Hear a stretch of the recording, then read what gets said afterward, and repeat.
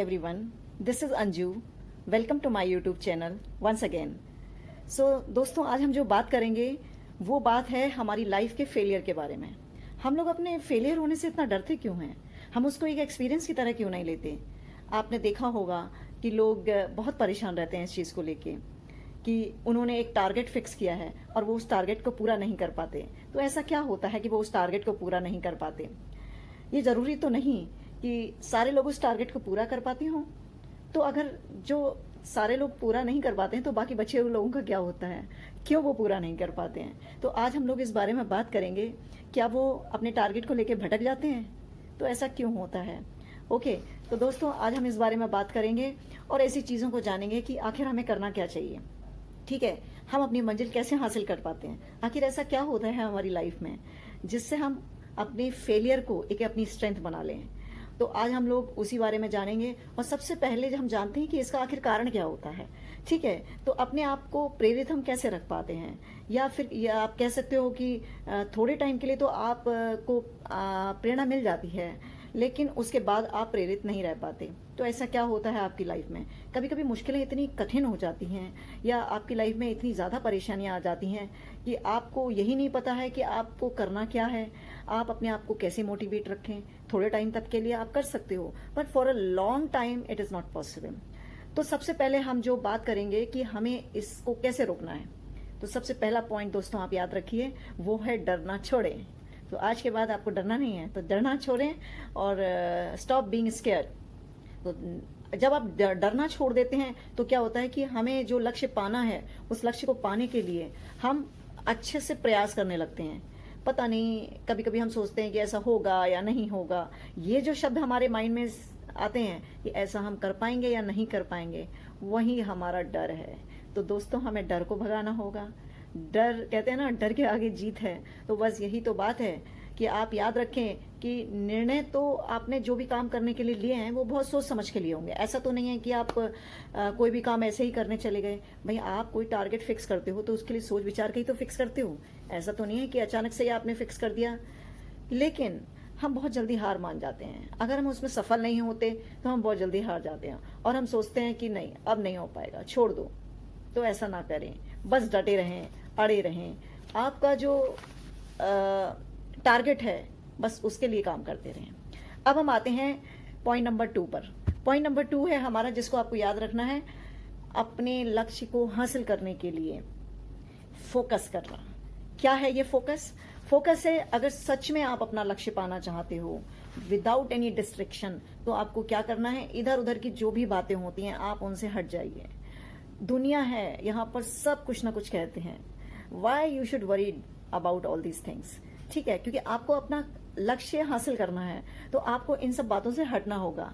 आपको अपनी 10 बातों की, जो आपकी अपनी क्वालिटीज हैं, उनकी लिस्ट तैयार करनी होगी। उन्हें तैयार करके लिख के रखना होगा कि आपको क्या क्या करना है। और जब आप वो सब कुछ करते हो तो ऐसी कौन सी बाधाएं हैं, ऐसी कौन से बैरियर्स हैं जो आपकी लाइफ में आते हैं उनको रोकने के लिए। ठीक है, तो ये आप पेन एंड पेपर लिखें, एक तो ये चीज तैयार करिए आप। फिर हमारा तीसरा जो उद्देश्य है, या जो तीसरा जो हमारा पॉइंट है अपने इस फेलियर वर्ड को अपनी लाइफ से हमेशा के लिए हटाने के लिए, और वो है कि हम दूसरों की गलतियों से सीखें। हम लोगों को अपनी लाइफ के बारे में तो मालूम नहीं है, हमारी लाइफ कितनी बड़ी है, हमारी लाइफ कितनी छोटी है। तो हम ये सोच के तो नहीं कर सकते कि सारे जो एक्सपेरिमेंट हैं, सारी जो गलतियां हैं वो पहले हम खुद करें और उससे सीखें। ऐसा तो पॉसिबल नहीं है। तो हमें करना क्या है, हमें दूसरों की गलतियों से भी सीखना पड़ेगा। जो हमारे, चाहे वो रिलेटिव्स हों, चाहे वो हमारे फैमिली मेंबर्स हों, चाहे वो हमारे पड़ोसी हों, चाहे वो हमारे गुरु हों, चाहे वो हमारे स्टूडेंट हों, हमारे सर्कल, जो हमारा एक सर्किल है उसमें जो भी हमारे सराउंड्स, हमारा फ्रेंड सर्किल है, वो सब रहते हैं। हमें उन सब की गलतियों से सीखना चाहिए। अगर उनसे कोई गलती हुई है तो वो गलती भी हमें अपनी लाइफ में दोबारा नहीं करनी चाहिए, यानी हमें उस चीज को रिपीट बिल्कुल भी नहीं करना है। तो हम लोगों की जो लाइफ का कोई एक ऐसा पता नहीं है, अनसर्टेनिटी है। ठीक है, तो हम खुद तो एक्सपेरिमेंट नहीं कर सकते हैं, ये तो आप सबको भी पता है। ठीक है, तो आपको उन लोगों से सीखना चाहिए जिन्होंने गलती की है, जो आज बड़े मुकाम पर पहुंचे हैं। और आपको पता है जिन्होंने जो कुछ भी हासिल किया है आज के टाइम में, अगर हम उनके बारे में लिखी हुई उनकी बायोग्राफी देखें, उनकी बुक्स पढ़ें, कुछ भी उनके बारे में अगर हमें कहीं से भी नॉलेज मिलती है तो हम सीखेंगे कि उनको कितना संघर्ष करना पड़ा है, उन्होंने कितना मेहनत किया उस चीज़ के लिए, कितना हार्डवर्क किया उन्होंने उस चीज़ को हासिल करने के लिए, क्या क्या लक्ष्य। लेकिन वो कभी भी परेशान होकर उन्होंने उसको गिव अप नहीं किया, उन्होंने छोड़ा नहीं, वो लगे रहे। ठीक है, तो ये एक हमारा अपना ऐसा मुकाम हमें बनाना है, उसके लिए हमें डटे रहना है। तो इन सब के लिए आपको क्या चाहिए, हमेशा अपने आप को इंस्पायर करते रहिए, छोटे छोटे स्टेप पर, आसपास, स्टेप बाय स्टेप लर्निंग। आप जिसको भी देखते हैं आप उससे इंस्पायर होइए, आप बुक्स पढ़िए, आप मूवीज देखिए। If one can do, everyone can do it. So सबसे पहले आपने क्या करना है, अपनी प्रेरणा को बनाए रखना है, अपने आप को प्रेरित करते रहना है। और सबसे बड़ी बात जो कि मैं पॉइंट नंबर 4 में बता रही हूँ वो ये है, यानी कि हमारा पॉइंट नंबर 4 क्या है, खुद को प्रेरित, खुद को प्रेज करना, खुद को रिवॉर्ड करना। दूसरों को तो हम हमेशा उनकी तारीफ करते हैं, उनकी हर अच्छी बात को हम कहते हैं नहीं, you have done well, you can do it, सब कुछ हम उनको करते हैं, पर अपने आप को कभी नहीं करते। तो अपने आप के लिए भी करिए, अपनी भी तारीफ करिए कि नहीं, I can do it, I have such type of qualities. तो सब में क्वालिटीज़ होती हैं। किसी को बहुत सारी चीज़ों के लिए शौक होता है, singing, dancing, reading, writing, travelling, बहुत सारी ऐसी दुनिया में एक्टिविटीज़ हैं जो हम लोग करते हैं। और बड़ी बात यह है कि प्रेज के साथ साथ उनको शेयर भी करिए दूसरों के साथ। छोटी से छोटी, अगर आपने कुछ भी हासिल किया है, जैसे आप किसी एक छोटे से एग्जाम में पास हुए हो, तो आपको उसे सेलिब्रेट करना चाहिए, खुशियां मनाइए दूसरों के साथ। तो अगर ऐसा करेंगे तो बहुत जल्दी आप ओवरकम हो जाएंगे उस चीज़ से, और आपको लगेगा नहीं, you can achieve it. Okay, now अब हम चलते हैं नंबर 5 पॉइंट्स की तरफ। तो हमारा जो 5वां पॉइंट है वो है आपका नज़रिया, योर एटीट्यूड। आपका नज़रिया क्या कहता है, आप हमेशा क्या सोचते हो? कुछ नेगेटिविटी है दिमाग में, कुछ इधर उधर के लोगों को देख के नेगेटिविटी आपके माइंड में चल रही है? नहीं, आपको पॉजिटिव रहना है, हर कीमत पे पॉजिटिव रहना है। आपको कितनी भी प्रॉब्लम्स आए, हमेशा सोचिए नहीं, ये टाइम भी गुजर जाएगा, हम कर लेंगे। ठीक है, तो हमेशा पॉजिटिव रहिए, अपने आप को पॉजिटिव रखिए। और ऐसा नहीं है कि मोस्टली ये देखना कि अरे वो क्या कहते हैं, दूसरे लोग हमेशा नेगेटिव बातें करते हैं। अगर आप नेगेटिव लोगों के बीच में रहेंगे तो ओब्वियसली आप नेगेटिव बातें करेंगे।